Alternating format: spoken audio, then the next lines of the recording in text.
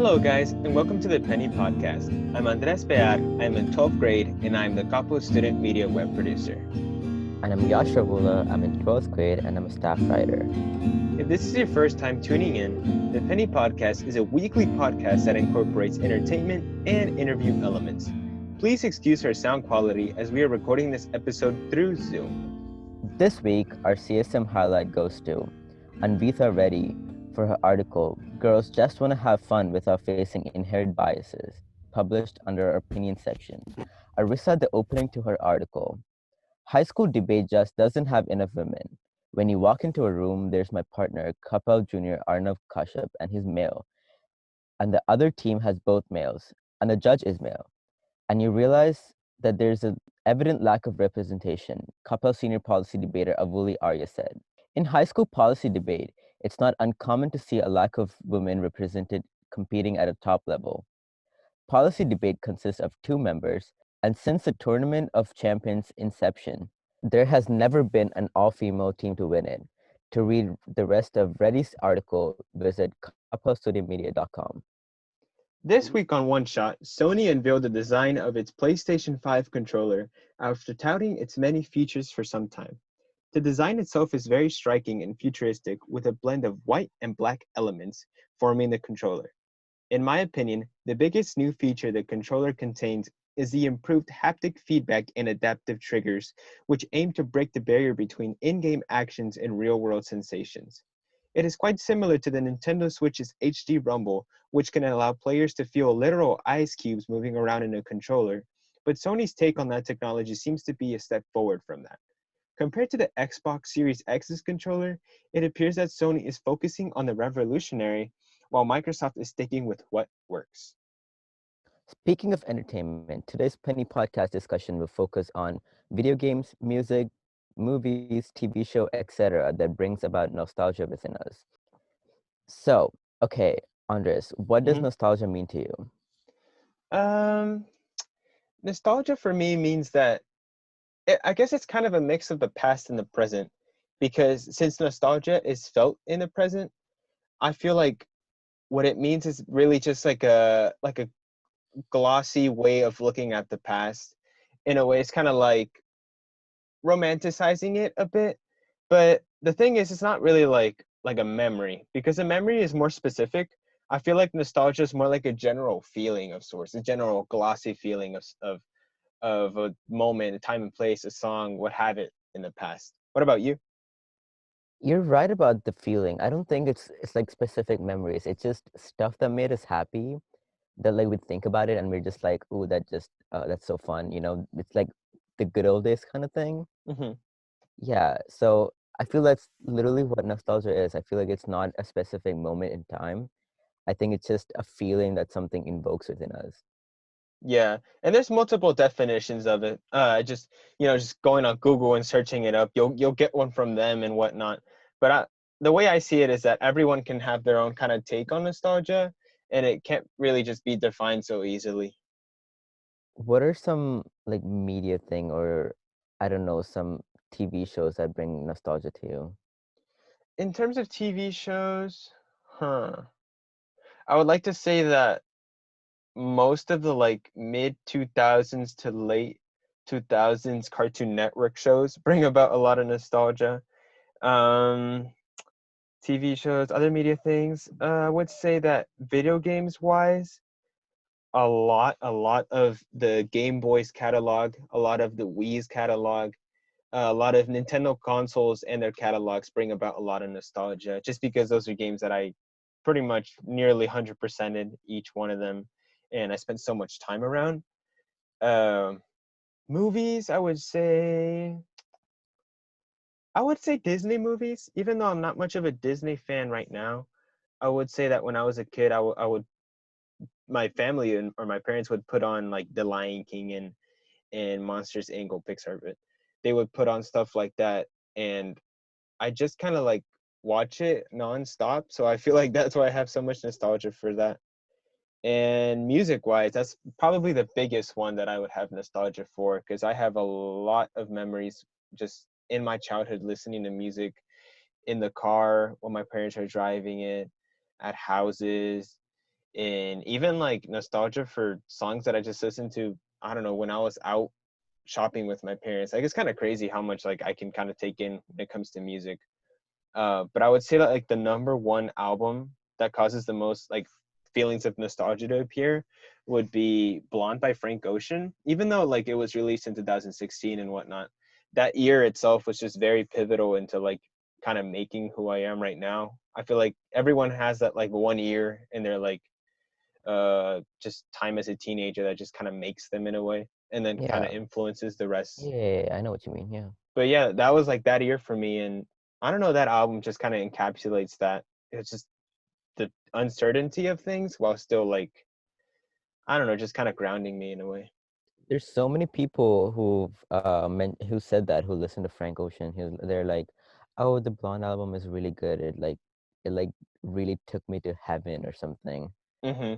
Yeah, I was it's gonna like, check it out today. I was like, I'm not really like, I haven't like gotten the time to do it, but like it definitely sounds like a good album.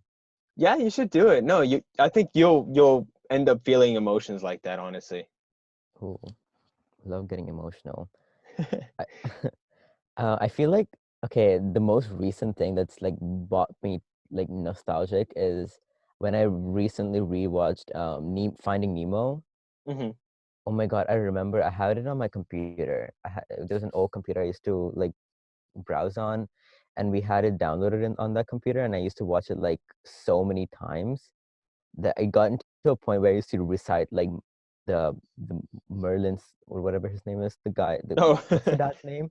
I used to recite his lines. I used to Uh-huh. be that obsessed with it. And then there's this like 10-year gap where I did not watch that movie.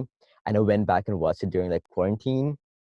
And Hmm. oh my God, I got emotional just thinking about how good like the life was back then, because like not I wasn't as traumatic as now.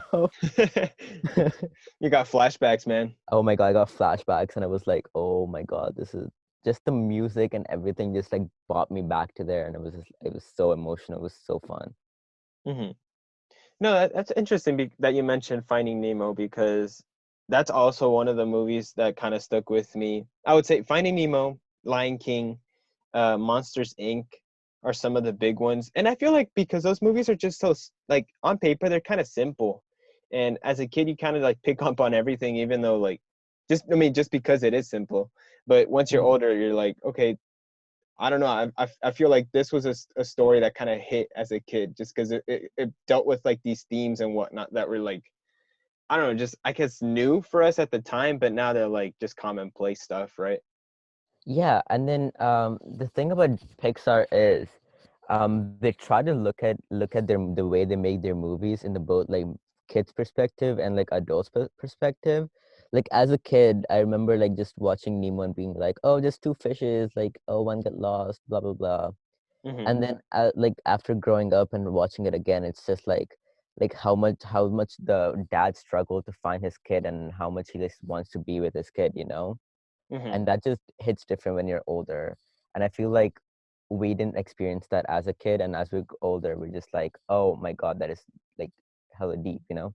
Yeah, it's crazy how those movies kind of grow with us. Hmm. I would say that not all of them do, especially because not all movies that I watched as a kid had like a specific message. I would say that Star Wars films, Lord of the Rings films, like maybe Lord of the Rings, but for sure Star Wars, it doesn't have like a clear, definite message. It's more of like making you feel like you're a part of what they're doing in the whole universe and whatnot. But I Hmm. guess that movies like that, or even the movies of Marvel Cinematic Universe, we're talking Iron Man, Thor, whatever, those movies kind of like take you along for the ride. They hit you on as a kid, and then when you're older, you know, we still watched, was it Avengers Infinity War and Avengers Endgame, you know, Yeah, even though we yeah. watched Iron Man as a kid. Hmm. Do you feel connected, like in terms of these pieces of media and the places and moments in your life that you were at the time when you first kind of experienced these pieces of media? Okay, but like what do you mean by connected? Like, do I feel good? No, more so like, do these pieces of media kind of, you said that it kind of brought watching Finding Nemo again kind of brought you back to times that were simpler. But Hmm. does it get more specific than that? Like literal, like the first time you watched the Finding Nemo movie, like how your house was at that time or stuff like that? Oh yeah. Oh, sometimes I watch. Oh my. Okay, I did not like even think about this. Hmm. Sometimes I watch a movie and I, I'm just weird like that, but I smell my old house. Oh, You know how like houses have the specific smells? yeah. Yeah. I was Wow. There's some movies I watch and I can literally smell my old house back in Dubai. No, I wasn't expecting smelling, man. That is kind of wow. I am It's either just me or it's one of those things. I can That's And it was super like cool. more than 10 years ago and I used to live in this small like really tiny cramped house Uh-huh. because my dad just moved to Dubai and Hmm. I just remember sitting on the dressing table because we didn't have like a dining table set yet, and I was like watching Finding Nemo and like everything around me just like visually like like what do you call that? What's AR? Oh, I'll give like a Like virtual VR, reality. virtual reality. Like everything just like placed in front of me, and it was just so emotional and like it just tells you how much I've grown and how many houses we've changed and how like the houses got bigger as we became older and my dad like started like actually getting money. Man. That was so good. I love that question. No, yeah. I mean, it, for me, as I had kind of mentioned before, yeah, these pieces of media really, really do take me back, not only to 2016 with Frank Ocean and Blonde, but also just much, much, much, much before that. I would even say that, like, there was a period where so my family had moved out of Mexico and we moved to Denver. And literally, for some reason, the only thing we listened to in Denver, Colorado was U2. And this is a band. So now whenever I listen to U2, it's like, oh my God, it just takes me back. And it takes me back to like streets that we drove by where we were listening to these songs. And it's just kind of crazy how music can do that for you, how a movie can do that for you. And I don't know, even like just speaking about nostalgia, for some reason, I guess like you know how you like smell things and whatnot. Um, Hmm. for me, it's kind of weird because I have like a thing like that, but it involves like nostalgia in my dreams. It's kind of strange. Like I'll dream something like I don't know, 10 years ago, and then I'll like think about it now. And then I'll try to like go back to that dream. It's so strange. The thing is like as you said, it's kind of like a virtual reality thing where I have to like put myself in the shoes of like where I was exactly in that dream. But the thing is those dreams are super trippy, so it's not all the time I want to visit him. So it's like a unexpected nostalgia whenever I do like end up having to like visualize those dreams for some reason. I think I know what exactly you're talking about because I get that sometimes since like and then most of the time I'm just like confused that with the reality Hmm. because I feel like I'm dreaming something. I remember a dream like from like I don't know like 20 like 10 years ago or something. And then now that I'm thinking about it, I'm just like I don't know if that's a dream, like if I dreamt that before or did that actually happen? Hmm. Yeah, I feel like those things also pop up mostly. I don't know. I can't speak because you know I'm not that old, but I feel Hmm. like now as seniors, like we have a lot of dreams that we can still remember. Like even as kids, like Hmm. maybe when you're later on, you probably won't remember most of the things that happened like in your Yeah. childhood. But Yeah, right yeah. now, I feel like we're at that like stage where like we remember things like enough to the point where it can get kind of weird. Yeah, I think it has to do with the fact that we're literally going to graduate and we're like most of y'all are adults. I'm 17, so I don't count myself as adult, Hmm. but so many seniors are adults and they're just like, "Oh my God, I just don't want to be an adult anymore." Hmm. Yeah, and yeah, that goes along with like the nostalgia hitting. Man, Hmm. that's rough. To take a different position on this subject, do you feel like nostalgia can be capitalized to attract people of a certain age group? Yes, and I feel like it's actually kind of bad that can happen in a way because sometimes like okay. Jurassic Park, right? We had it kind of Mm-hmm. rebooted, and that attracted people from, when the original Jurassic Park movies came out. Mm-hmm. Okay, the movies were still good. All right, whatever, whatever. But I also feel like it can be done terribly as well.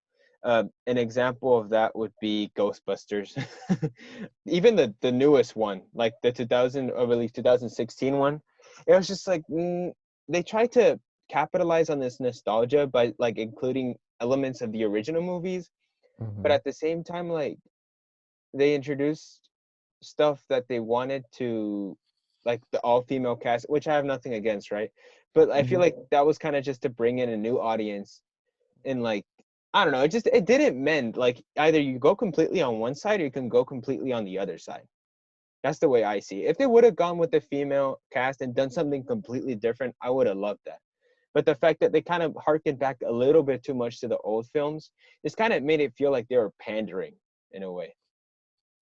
I feel like the same thing can be said to like all Disney films because they're doing like live action remakes now. Hmm. Um, it- like without spending the same amount of money to like make a new character and make a new whole new story arc, they're just redoing like all the old classic movies. Like I Yeah. watched Cinderella and they didn't do anything special for like the new movie, like 2015's new movie. Are those any I think good? that Like, which ones have you seen? okay, watched I watched like almost every one of them. Um, I loved the new Beauty and the Beast because I feel like Belle had a better story arc now, Hmm. and I genuinely love Beauty and the Beast, so I can't really like say like anything against that movie. But like the new Lion King movie, oh my God, I can't. I hate that movie so much. The new live action, the quote unquote live action, Uh-huh. that was terrible. Man. We were trying so hard to make it like back to the original film, but like they made it so like they held on to that movie so much. It's so frustrating. Yeah, and I guess that is an example of nostalgia gone wrong. That is a great example of Perfect example. nostalgia going wrong. It's like, oh, that's it's so Strange. bad. No, but if But it's oh, done right, hmm have you encountered that? if it's done right, not Well, you said Beauty really. and the Beast, right? That was yeah, that was good, but like still, I just want like people to come up with new ideas and somehow like try to get new ideas and like try to bring nostalgia back to them. Maybe like maybe what they're trying to do with Stranger Things. Now it's overdone, but like when it originally came out, they Hmm. like based it in like the olden times or something, right? Like the 60s or something. Oh yeah, the 80s, right? I think so. Think Yeah, yeah. 80s. I said 60s. Yeah, sorry. They like wanted to do like 80s and they had like the old equipment and they made it look like genuinely like it was recorded on like film and stuff, you know? Hmm. And I think that can be a better example of bringing a good nostalgia to them because they're playing with like the stuff people back in the 80s used to play with and like used cameras like that. Hmm. I think that's one of those good nostalgia bringing, you know? Oh, I get you. I see where you're coming from now. It's like taking elements from like specific decades and whatnot, but like incorporating them into like completely new shows, like completely new intellectual properties, basically. Oh yeah, that's definitely what I'm talking about. Yeah. That's interesting. Yeah, because instead of like redoing and capitalizing off of like old popular movies, they could just bring a new one, even if it's not gonna like do good or anything. I don't know if it's gonna do good or not. Like you don't know that, but that doesn't mean you need to like hold on to like old movies and I don't know, just come up with something new. That's like my whole point of this. Yeah. Now, whether they're done good or not, do you think there are any specific shows or movies you think will be rebooted in our lifetime to appeal to, Gen Z kids? I'm personally thinking like the majority of the Disney Channel catalog. Oh man, okay, I'm kind of blanking out. It's the ones that include Ariana Grande. Oh, Victorious? Yeah, yeah, yeah. Those, Yeah. yeah, I feel like those are going to be brought back in like 5 years. Oh no, they're already like pretty Oh, popular now because they brought it back on Netflix. Uh and huh. everyone are like watching it. All the people who watched it before are like rewatching it. Hmm. Oh Those yeah. are like The the classics that'll never die, you know? uh huh. Like Yeah. Victorious and like Sweet Life on Deck and like Zack and Cody and stuff. They don't even have to remake the show. They just made the Disney Plus. Bam, you got all the shows. I know that's like Wow. that's another way of Disney capitalizing off of nostalgia. Yeah. Oh, you're completely right. That's the entirety of Disney Plus because they have like what, 5 new shows? The new what's the High School Musical? Oh yeah, High School Musical, the musical, the series. Yeah. That's that's so cool. But once again, nostalgia. Yeah, Wow, that is it's all crazy. it all has comes back to nostalgia, and people like going back to their old time. I mean, I know where people like all where all the entertainment people are like coming at, you know, because they want people to be positive and like think back at like how simple the time was and like make us think about how we used to be positive and now we need to still be positive and stuff. Hmm. No, I But mean, like even if it's bad, I'll bite into it. I'll watch my That's So Raven. literally why I I'll do that. watched no, that's why I went to watch The Lion King. I forced my dad to pay the money and go watch Lion King, even though I know they're capitalizing, you know? Yeah, I'll fall into their trap. That's how everyone are. That's why it's working. But to kind of like go off of that in a bit more serious route, do you feel like nostalgia can be dangerous? As in, do you think that it can like trap people into believing that their life used to be better? Um, I think so. That's not necessarily life like yeah, is better, but like I think they want like entertainment business just wants us to be like, hey, so I know life is tough right now, but like you used to be young, you used to be like pretty what's the word? Kind of Like innocent in a way, right? yeah, innocent and used to have the great imagination. Where did that all go? Like you need to like think back at those times and be positive now, you know? Yeah, I guess we'll never really know their true intentions unless we like sit in on some like corporate meeting or something. Yeah. Oh yeah. With loneliness at the forefront of a lot of people's life right now, will nostalgia seem like something more precious in the coming weeks or months? Uh, yes, and I don't have any specific reasons why. Well, coronavirus, but Mhm. I do feel like a lot of people right now, especially, are kind of looking back at, I, even if it was just a month ago, whatever. I feel like they're looking back at time before quarantine, and they're Mhm. looking at it through a different lens, like a what people say, like a rose tinted, rose colored lens. Like Mhm. they're looking at it like, oh my god, it was so good, it's so perfect, and I feel like that's even like exaggerated even more once you start going looking back at your childhood, like Mhm. nostalgia's being heightened in a way that it never has been before, in my opinion. Yeah, because if we really like think about it, um quarantine has been happening for like just it's only been a month and it feels like forever, you know? Hmm. It feels like we're trapped in this loop for like eternity, but like it's just been a month. And just even like people like put on their stories on Instagram and Snapchat, they're like, I miss my friends, and then they put like a bunch of pictures of the friend that they took like a month ago. That's not too long ago. We like keep coming back to being seniors and being like like going away, but this is literally like reality because like in senior year, like this is the most what's the word? Like this is the most pivotal point of our lives, you Hmm. know? And after going to college, we're like never gonna see all these people again. Yeah, no, I get you. I kind of see what you're getting at. It's like what we're feeling now, we would have been feeling like had we been in school, Mm-hmm. but maybe like the whole nostalgia thing is just being heightened because of quarantine. Okay, that makes a lot of sense. Yeah. Huh. Now, what do you think is an important lesson that nostalgia can teach us, though? Um, don't lose don't lose sight of your inner child. That's like the positive part, you know. Uh-huh. You know what I'm talking about? Does that make sense? Yeah, no, yeah, you Like, mentioned that how companies are kind of seeing it that way, and you're kind of yeah. seeing it that way too. That's good. No, yeah. No, I've always like always thought of that because there's an inner child in everyone, even if you're like an old like like an 80-something-year-old person, I feel like there's an inner child within you, and that should never die because he was hopeful and everything. Mm-hmm. I've always been that way. It doesn't necessarily have to do with like movie companies and stuff. Oh, that's good. That's good. Yeah. I usually kind of live by that. Well, what is Um, your thought of nostalgia? Like, what do you think it important should be? lesson.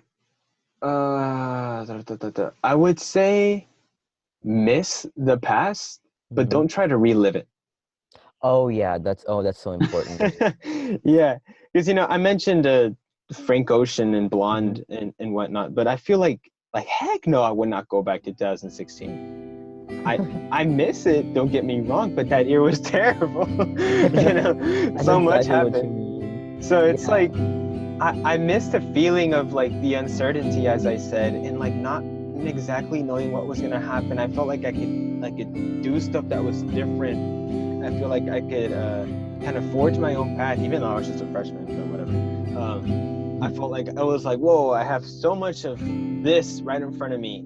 But then now, like looking back at it, I'm like, I have more in front of me right now. Why would I want to go back to that? You know what I mean? Yeah. And that's exactly, like, you don't want to go back to the times where you were like all depressed and you just don't know what to expect from life, and you're just like, ugh, no. And that's just like more stress on your mental health than it does good for you. Thank you all for joining us in the 46th episode of the Penny Podcast. Links to all the material we mentioned today can be found below. And see y'all next week.